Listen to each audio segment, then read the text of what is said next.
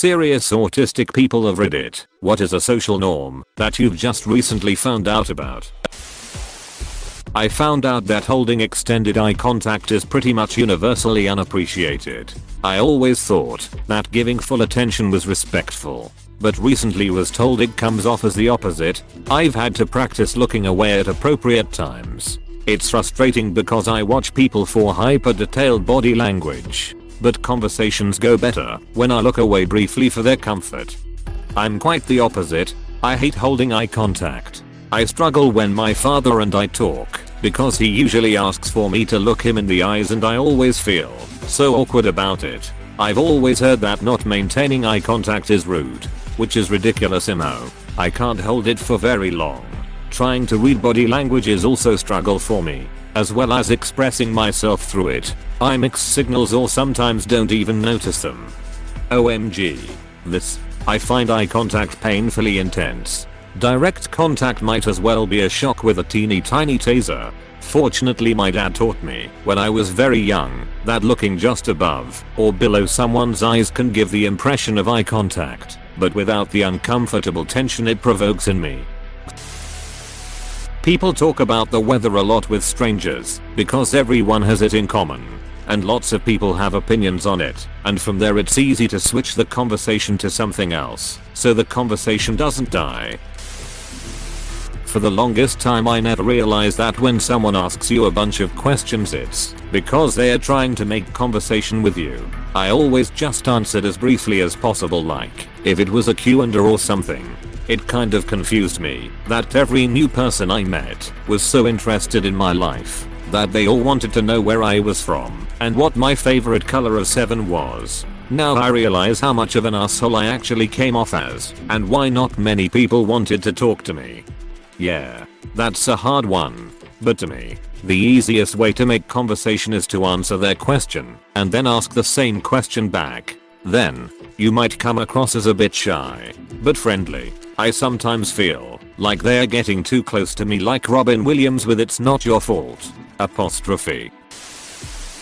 Most recently, I realized that when I look down and hunch my shoulders inward, people think I don't want to be approached. Apparently it's not enough to have your body face towards people. You also have to hold it a certain way or they think you don't want to talk to them. I've had people comment on my body language, thinking I don't want to speak to them, when it's typically me just existing. If I don't want to talk someone I usually just respond with yes/no/haha or something. I rarely ever use my body to express something. Nobody ever bothered explaining that to me. I think it's more that you don't use your body to express something purposefully. Most body language is done without thinking about it. Grit teeth in frustration. Biting your lips inward in anger. Open posture in a comfortable situation. etc. Reading all the responses has made me realize just how socially unaware I am. Both my parents have disabilities, while I don't.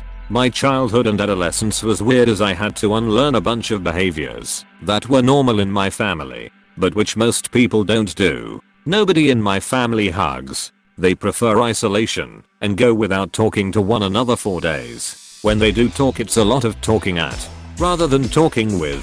We rarely left the house. We never had people over.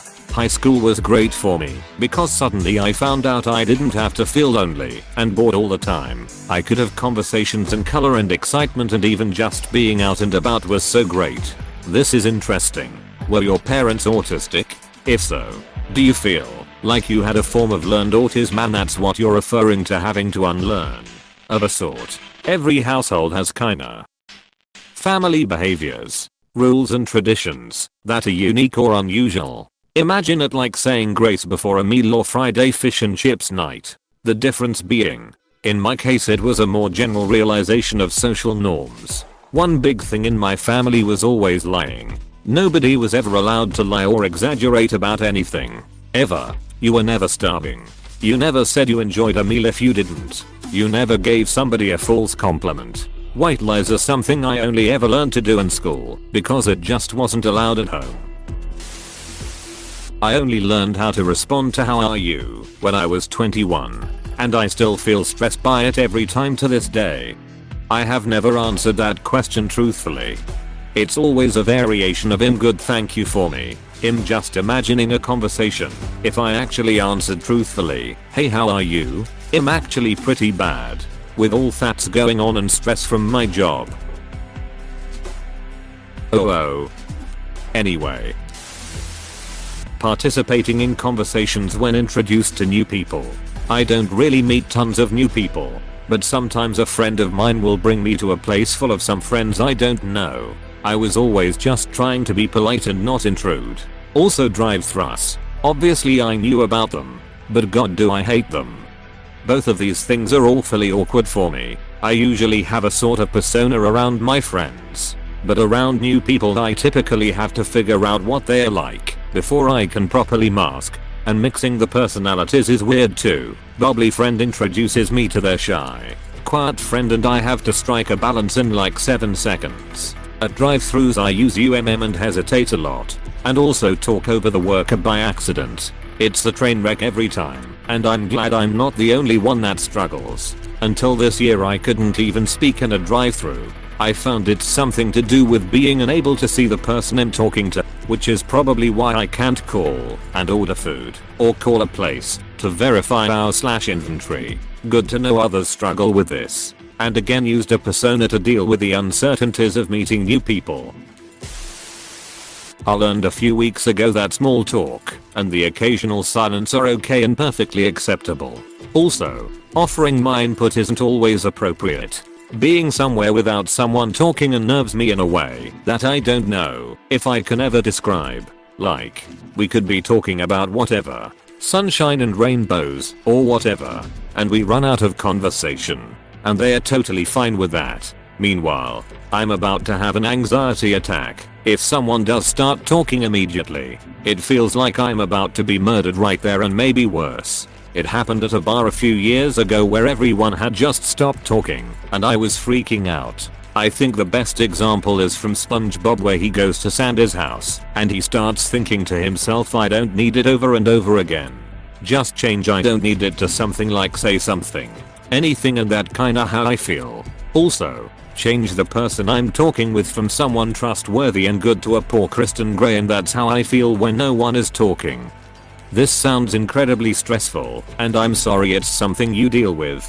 I'm not a psychologist, but worrying that you'll die or something bad will happen because of a thing like this strikes me as possibly an OCD tendency. If it's honestly giving you so much anxiety, it might be worthwhile to work on it with a professional as well. If you're struggling with the silence, I think a lot of people take natural pauses in conversation to focus on their own needs, such as checking their phones, continuing their meal or drink, especially if they haven't been eating that much because they've been busy talking, or using that pause in conversation to take step away if they have to go to the bathroom, smoke break, or even just end the conversation.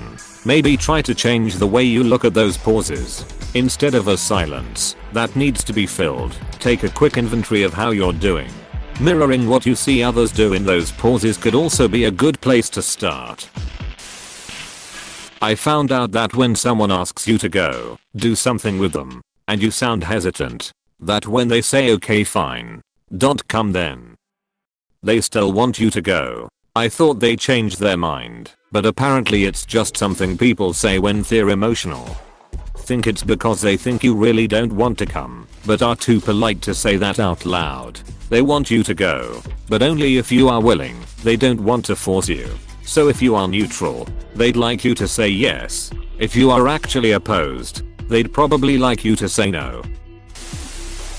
Body language is subtler than I realized. I'm learning to pay more attention to it, so I don't say something stupid at the wrong time. Like, for instance, when one of someone's feet is pointed at a right angle toward the door and I keep talking, even though they need to leave. Honestly, I think a lot of non-autistic people would miss this. It's sort of intuitive, but people who really love talking, or just are a bit full of themselves, will often miss it. Bless you for learning this one. I think it's really cool that you're aware of it. Many people wouldn't bother. I'm not on the spectrum, but I'm neurodiverse, ADHD. I had to learn this one intentionally too. And how to end a conversation instead of just standing there staring at the person until it gets awkward and they end it. I usually start imagining things when I'm in class, sitting down for dinner, doing anything where I'm passively listening to someone speak and I don't have to answer. The problem is, everyone can understand I'm doing this because I move my mouth for dialogue and facial express all the emotions. I even do the actions sometimes without noticing. The second problem is, I didn't know people could see me doing all of that. I stopped a few years ago, in high school, when 1. I found out that some of my classmates had been thinking I was schizophrenic the whole year. 2. My sister once warned me during our first dinner with our step-grandfather that I looked like I was imitating his speech with my mouth and making fun of him. I really wish PPL would tell me when I'm doing something out of the norm. I don't notice it, guys. I don't want people to think I'm purposefully being disrespectful either. Edit. Guys, I know you mean well, but I don't want autistic people to read this and think they have yet another disorder. Maladaptive daydreaming would affect your day-to-day life and stop you from processing your feeling properly. It's similar in terms of fantasy worlds and doing it whenever. However, what I'm talking about is pretty common in autistic people and definitely more innocent than maladaptive daydreaming. If anyone would like to see what it's like, or see some representation, I would seriously suggest watching Community. The characters in the show are kinda exaggerated. We see yes, it's comedy, but all of Abed's imaginary moments really explain exactly what goes on in my brain. I really wish PPL would tell me when I'm doing something out of the norm. I don't notice it, guys. I don't want people to think I'm purposefully being disrespectful either. You need people to have your back about this. If it's possible, you can toss a hey. Just a reminder, I need some support so I don't seem out of place socially to supportive people. If there aren't any around, it's tougher, and you have my sympathy.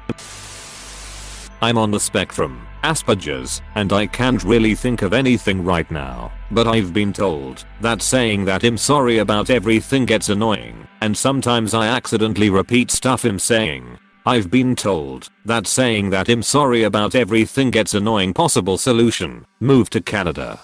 Lol, was just gonna say that. Nobody minds if you're sorry here. No, so much newly discovered, but as someone who just started a professional big kid job, passive aggressiveness and me being expected to do more than asked of me drives me nuts. If I ducked up, just tell me I ducked up, and I won't do it again. That's how I learn and grow. But subtly hinting at me about something is going to go right over my head. Or instead of coming to me directly about a problem, gossiping about me to your coworkers. That one sucks. Also, you ask me to do a task, I will do said task. I'm not psychic. I cannot predict what you need before you need it unless I have been working with you for a long time. I also don't know how to argue stand up for myself very well. Like if I'm being criticized for something that was actually not my fault, I always just nod and take it BC, otherwise I feel like I'm just making up excuses. You might also just have a job with a crummy work culture. Lots of jobs are awash with toxic passive aggressiveness, or sometimes not very passive. Coping with that can be hard for almost everyone. Office politics can be wretched. I'm not autistic, I think, and had this as an issue when I started working. There was lots of, well, you could do X, or it might be good if you did Y. I never did those because I liked my idea better, but apparently those were meant to be hints for me not to do something. Just tell me what to do if you are supposed to be training me. So when I was younger, I learned about sarcasm. But there are times when I overcorrect this, and I'll hear someone say something offensive to me, and I'll just think, oh, they must just be sarcastic. So I won't really react to it, because I assume that I just don't get it. Which in turn angers them more, because they genuinely meant to insult me. This, as you can imagine, has given me mixed results. I'm an electrician, and I have to say that working in a highly conservative dominated trade filled with older working class guys has made me aware of a whole new kind of individual after living for so long in an accepting, albeit sheltered community. So I guess what I learned is that there really are grown ass men who unironically bully you for no discernible reason. I had a coworker who did that, and it took my mom pointing out she was bullying me for me to realize it. I just thought she had a sense of humor. Technically you're both right. Bullying is super low bar. Apparently you're supposed to verbally respond to everything, even if your response is implied or can be communicated by non-verbal means. Someone, "Hey, do you know where the flashlight is?" Me, says nothing, leaves, and returns a few minutes later with the flashlight. A non-verbal response would be acceptable here, but it depends on what the response was. Did you smile? Nod? Hold up one finger to indicate to them you would only be gone for a second? Or did you literally just leave? It's an order of operations. From their point of view, they asked you a question, and instead of answering or acknowledging them at all, you just left. This is annoying considered rude. The fact that you came back later only slightly reduces the rudeness of just leaving. The easy fix for this is to do a mix of things. Make a thinking face. Say, maybe, and then get up. They should be able to infer from there that you have gone to look. Does that help? Think of it like UX design. There's a ton of research into this area. Users need feedback, even if it costs performance, by taking up processing time to do that feedback. Even if it's bullshit feedback. As long as there's something indicating that the system is doing something, they feel it's more responsive. "Hey, can we talk?" is a terrible way to start a conversation with your significant other, especially on the phone. I nearly gave him a heart attack. My thought process was, I knew he had D&D that day, but his sessions aren't scheduled beyond what day they're playing. I had just gotten off work, hadn't seen him in a few days, and wanted to know if he was free to shoot the shit and catch up for an hour, or if he needed to get back to his game. Now I try, "Are you free to talk? Or do you have time to talk?" Yeah, hey, can we talk is usually taken as something quite serious, like you breaking up with him.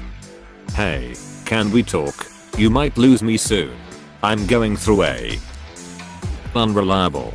Our connection isn't very strong, but directions. And I'm afraid to be lost. Tell me where I am. I think I'm breaking up. Can you? Back okay?